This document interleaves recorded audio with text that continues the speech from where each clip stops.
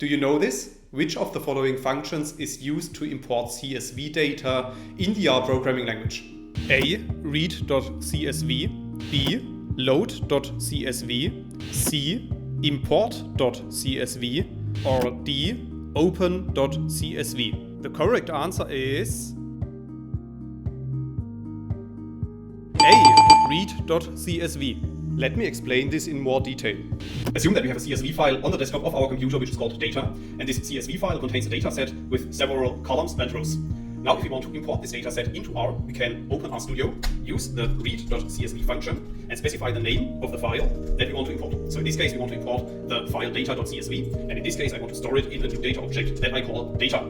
So if you run this line of code, a new data object is created which is called data, and we can have a look at this data set by opening a view window, and now you can see that we have imported our data set, our CSV file, from the desktop of our computer. So now I'll ask you again,